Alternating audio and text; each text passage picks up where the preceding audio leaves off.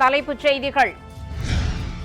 12 மணி நேர வேலை மசோதா குறித்து தொழிற்சங்கங்கள் உடனான ஆலோசனை நிறைவு. இன்றைக்குள் நல்ல முடிவு வராவிட்டால் போராட்டம் தொடரும் என அறிவிப்பு. கர்நாடகாவின் புலிகேசி நகர் தொகுதியில் வேட்புமனுவை வாபஸ் பெற்றார் அதிமுக வேட்பாளர். பாஜக கேட்டுக்கொண்டதால் முடிவு. தேர்தலுக்கு ஏற்றாற்போல் காங்கிரஸ் மாற்றி மாற்றி பேசுகிறது. நியூஸ் 7 தமிழுக்கு அண்ணாமலை பிரத்யேக பேட்டி. திருமண மண்டபங்களில் மதுபானம் பரிமாற அனுமதி இல்லை. அமைச்சர் செந்தில் பாலாஜி விளக்கம். ஜி ஸ்கொயர் நிறுவன அலுவலகங்களில் 12 மணி நேரத்திற்கும் மேலாக சோதனை. வரி ஏய்ப்பு புகாரால் 3 மாநிலங்களில் அதிகாரிகள் ரெய்டு. சாத்தான்குளம் வழக்கு விசாரணையை 3 மாதங்களில் முடிக்க வேண்டும். சென்னை உயர்நீதிமன்ற மதுரை கிளை உத்தரவு. மேற்கு வங்க முதலமைச்சர் மம்தா பானர்ஜி பீகார் முதலமைச்சர் நிதிஷ்குமார் சந்திப்பு. மக்களவை தேர்தல் குறித்து ஆலோசனை.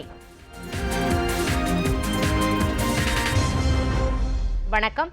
நியூஸ் 7 தமிழ் செய்திகளுக்காக நான் ஜெயஸ்ரீ சுந்தர். தொடர்வது விரிவான செய்திகள்.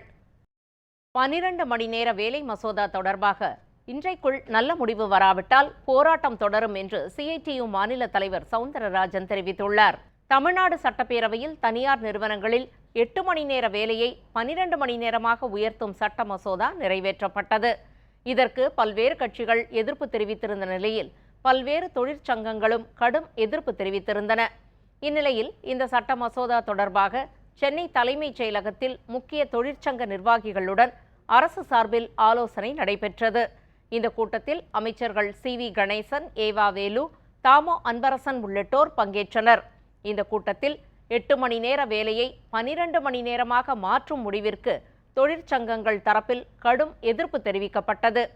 கூட்டத்தின் நிறைவில் செய்தியாளர்களிடம் பேசிய சிஐடியு மாநில தலைவர் சவுந்தரராஜன் 12 மணி நேர வேலை சட்ட மசோதாவை திரும்ப பெற வேண்டும் என்றும் இன்றைக்குள் நல்ல முடிவு வராவிட்டால் போராட்டம் நடைபெறும் என்றும் தெரிவித்தார். அரசாங்கம் தமிழ் மக்களுடைய, தமிழக தொழிலாளர்களுடைய நலன்களை மற்றதை கணக்கில் வைத்துக் கொண்டு முடிவெடுக்கணும். அரசியலாகவும் முடிவெடுக்கணும்.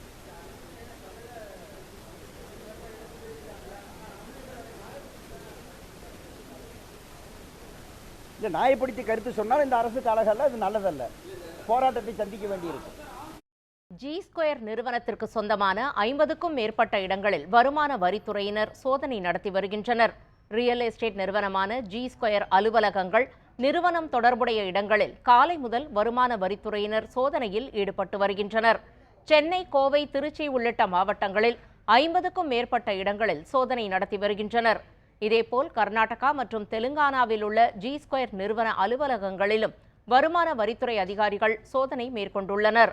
ஒரே நேரத்தில் அதிக அளவு நிலங்களை கையகப்படுத்தியதாகவும் குறைந்த காலகட்டத்தில் அதிக வருமானம் ஈட்டியதாகவும் எழுந்த புகாரின் அடிப்படையில் வருமான வரி சோதனை நடைபெற்று வருவதாக தெரிகிறது.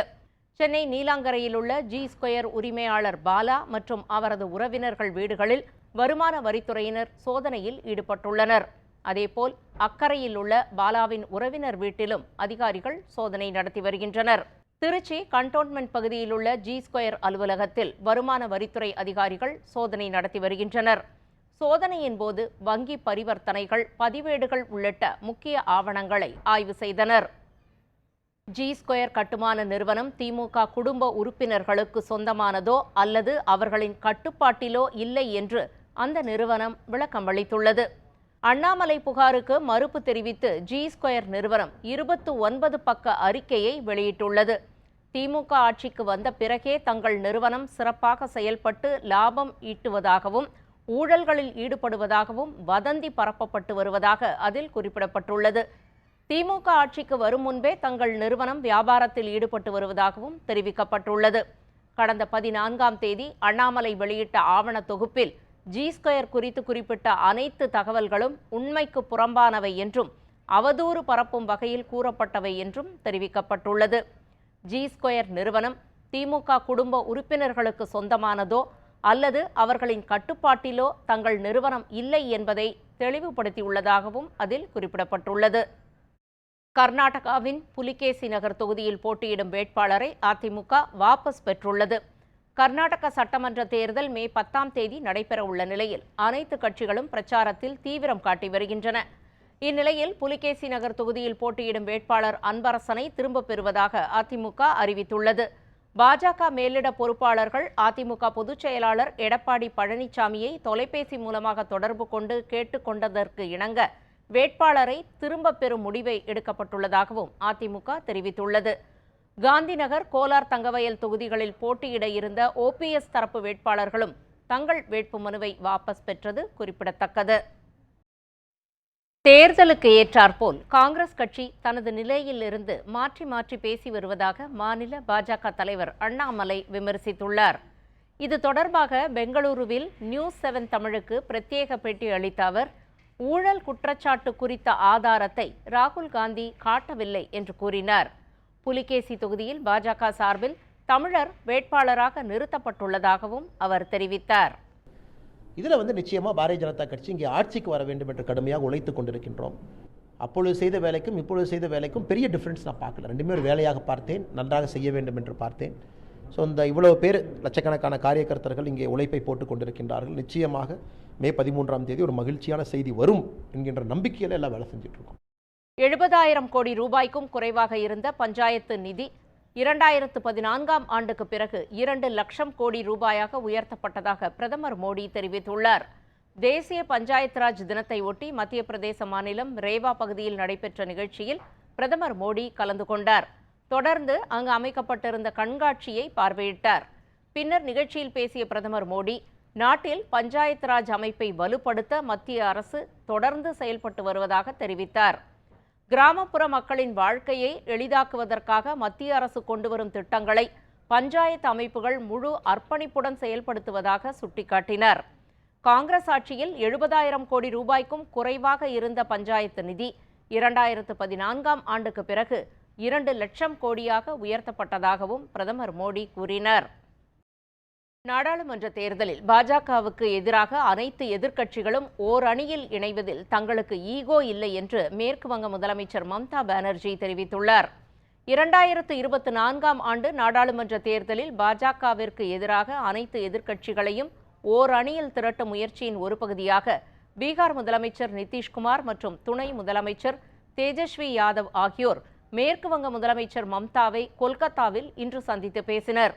அப்போது திரிணாமுல் காங்கிரஸ் கட்சியையும் பாஜகவிற்கு எதிரான ஒருங்கிணைந்த எதிர்க்கட்சிகளின் அணியில் இடம்பெறச் செய்வது தொடர்பாக பேச்சுவார்த்தை நடைபெற்றது.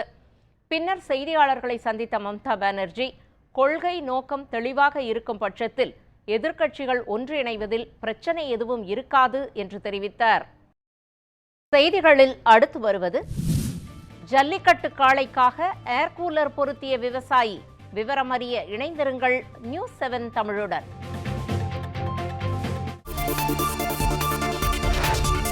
செய்திகள் தொடர்கின்றன. திருமண மண்டபங்கள் மற்றும் விளையாட்டு மைதானங்களில் மது பரிமாற அனுமதி இல்லை என்று அமைச்சர் செந்தில் பாலாஜி விளக்கம் தெரிவித்துள்ளார்.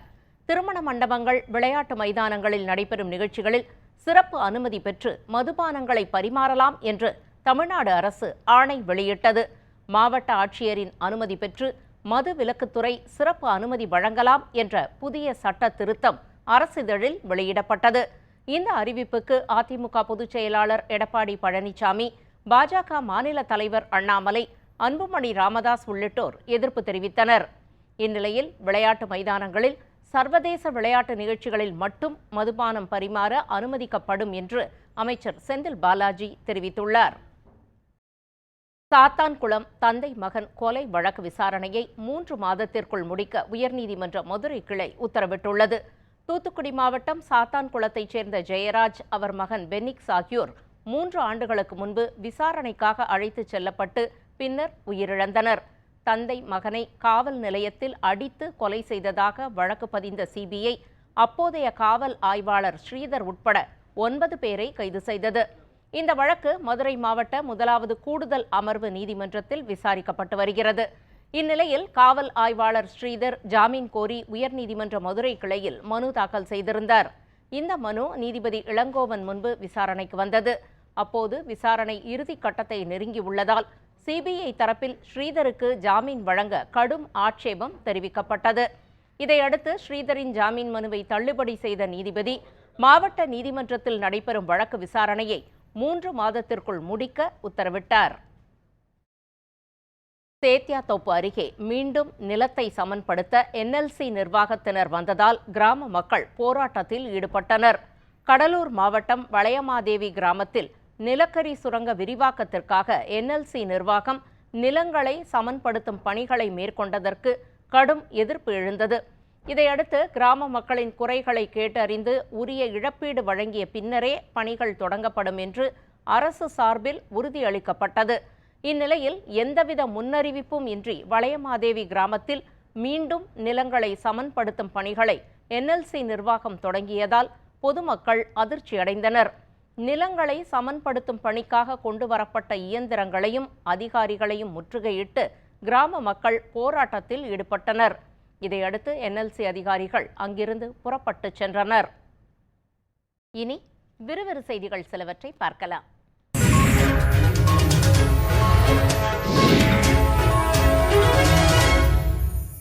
பன்னிரண்டு மணி நேர வேலை விவகாரத்தில் தொழிலாளர்களின் முடிவுக்கே விட்டுவிட வேண்டும் என்றும் இதில் அரசியல் செய்ய வேண்டாம் என்றும் தெலுங்கானா ஆளுநர் தமிழிசை சவுந்தரராஜன் தெரிவித்துள்ளார். மதுரை மீனாட்சியம்மன் கோயிலில் சாமி தரிசனம் செய்த அவர் செய்தியாளர்களை சந்தித்தார். அப்போது புதிய சட்டத்தால் பணியின் நேரம் மாற்றி அமைக்கப்படுகிறதே தவிர அதிகரிக்கவில்லை என்று கூறினார். வத்திராயிருப்பு அருகே வெயிலின் தாக்கம் காரணமாக ஜல்லிக்கட்டு காளைக்கு ஏர் கூலர் பொருத்தியுள்ள நிகழ்வு நிகழ்ச்சியை ஏற்படுத்தியுள்ளது. விருதுநகர் மாவட்டம் வத்திராயிருப்பு சுற்றுவட்டார பகுதியில் வசிக்கும் ஏராளமானோர் ஜல்லிக்கட்டு காளைகளை வளர்த்து வருகின்றனர். தற்போது கோடை வெயிலின் தாக்கம் அதிகரித்துள்ள நிலையில் ஆகாசம்பட்டி பகுதியைச் சேர்ந்த கார்த்தி என்பவர் தான் வளர்த்து வரும் ஜல்லிக்கட்டு காளைக்காக ஏர் கூலர் ஒன்றை காளை அருகே வைத்து அனைவரையும் நிகழ்ச்சியில் ஆழ்த்தியுள்ளார். நாகையில் காவல்துறை தடுப்பு அமைத்ததை கண்டித்து போராட்டத்தில் ஈடுபட்ட நபரை பூட்ஸ் காலால் தாக்கிய SI ஆயுதப்படைக்கு மாற்றப்பட்டுள்ளார். திருமருகல் சாலையில் போக்குவரத்து மாற்றத்திற்காக தடுப்புகள் அமைக்கப்பட்டிருந்தன. அப்போது அந்த வழியாக சென்ற ஆரோக்கியராஜ் மற்றும் அவரது நண்பர்கள் தடுப்புகளை அகற்றி அரசு பேருந்து எளிமையாக செல்ல வழி செய்ய வேண்டும் என உதவி ஆய்வாளர் பழனிவேலிடம் வாக்குவாதத்தில் ஈடுபட்டனர். இதையடுத்து ஆரோக்கியராஜை உதவி ஆய்வாளர் பூட்ஸ் காலால் உதைத்து காவல் வாகனத்தில் ஏற்றியதாக கூறப்படுகிறது. திருத்துறைப்பூண்டி அருகே கோயில் திருவிழாவை பார்த்துவிட்டு தண்டவாளத்தில் படுத்திருந்த சிறுவனும் இளைஞரும் ரயில் மோதி உயிரிழந்தனர். திருவாரூர் மாவட்டம் உப்பூர் ஆலங்காடு பகுதியில் மாரியம்மன் கோயில் திருவிழா நடைபெற்றது. நாகை மாவட்டம் மேல்மருதூரை சேர்ந்த முருகபாண்டி என்ற இளைஞரும் அருள் மற்றும் பரத் ஆகிய இரு சிறுவர்களும் திருவிழா பார்த்துவிட்டு ரயில் தண்டவாளத்தில் படுத்திருந்தனர். அப்போது அவ்வழியாக தாம்பரம் செங்கோட்டை விரைவில் சென்றபோது தண்டவாளத்தில் படுத்திருந்த அருள் மற்றும் முருகபாண்டி ஆகிய இருவரும் சம்பவ இடத்திலேயே உயிரிழந்தனர். விருதுநகர் மாவட்டம் திருச்சுழியில் டாஸ்மாக் ஊழியர்களை தாக்கி பணம் பறித்த முகமூடி கொள்ளையர்களை போலீசார் சிசிடிவி காட்சிகளை கொண்டு தேடி வருகின்றனர்.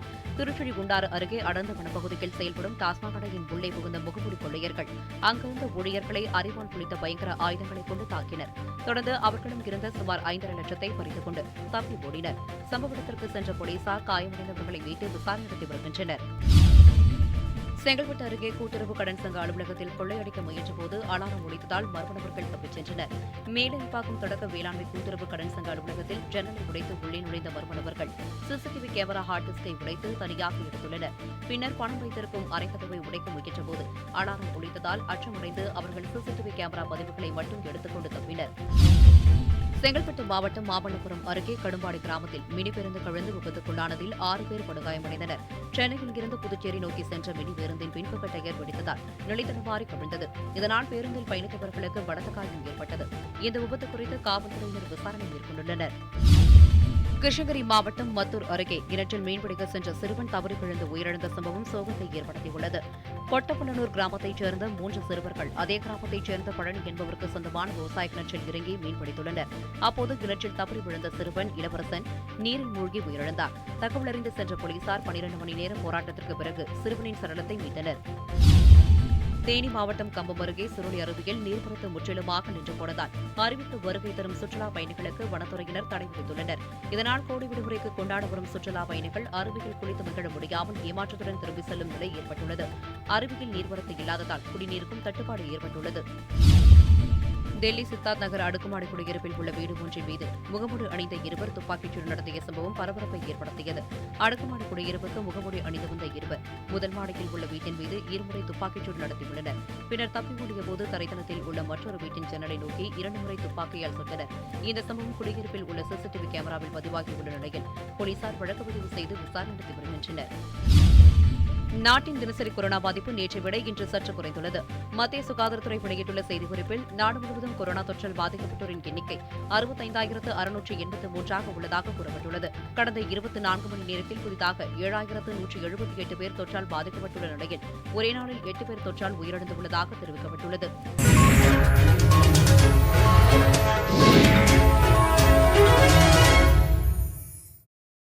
இனி தங்கம் மற்றும் வெள்ளி விலை மற்றும் பங்குச்சந்தை நிலவரத்தை பார்க்கலாம். சென்னையில் 22 கேரட் ஆபரண தங்கம் 1 கிராம் 10 ரூபாய் உயர்ந்து 5,615 ரூபாய்க்கு விற்பனை செய்யப்படுகிறது. ஒரு சவரன் 44,920 ரூபாய்க்கு விற்பனையாகிறது. 1 கிராம் வெள்ளியின் விலை 40 காசுகள் குறைந்து 80 ரூபாய்க்கு விற்பனை செய்யப்படுகிறது. 1 கிலோ வெள்ளி 80,000 ரூபாய்க்கு விற்பனையாகிறது. இன்று வர்த்தக நேர நிறைவில் மும்பை பங்குச்சந்தையின் சென்செக்ஸ் குறியீட்டு எண் 401 புள்ளிகள் அதிகரித்து 60,056ஆகவும், தேசிய பங்குச்சந்தையின் நிப்டி குறியீட்டு எண் 119 புள்ளிகள் அதிகரித்து 17,743ஆகவும் இருந்தது. தமிழ்நாடு அரசு ஆலோசனை நடத்தியது. கர்நாடகாவின் புலிகேசி நகர் தொகுதியில் வேட்புமனுவை அதிமுக வாபஸ் பெற்றது. தேர்தலுக்கு ஏற்றாற்போல் காங்கிரஸ் மாற்றி மாற்றி பேசுவதாக பாஜக மாநில தலைவர் அண்ணாமலை தெரிவித்துள்ளார். திருமண மண்டபங்களில் மதுபானம் பரிமாற அனுமதி இல்லை என்று அமைச்சர் செந்தில் பாலாஜி விளக்கமளித்துள்ளார். G2 நிறுவன அலுவலகங்களில் 12 மணி நேரத்திற்கும் மேலாக வருமான வரி சோதனை நடைபெற்று வருகிறது. சாத்தான்குளம் வழக்கு விசாரணையை 3 மாதங்களில் முடிக்க வேண்டும் என்று சென்னை உயர்நீதிமன்ற மதுரை கிளை உத்தரவிட்டுள்ளது. மக்களவைத் தேர்தல் தொடர்பாக மேற்கு வங்க முதலமைச்சர் மம்தா பானர்ஜியை பீகார் முதலமைச்சர் நிதிஷ்குமார் சந்தித்து பேசினார். இத்துடன் 6 மணி பிரைம் டைம் செய்திகள் நிறைவடைந்தன. அண்மை செய்திகளுக்கு தொடர்ந்து இணைந்திருங்கள். நியூஸ் 7 தமிழோடு. வணக்கம்.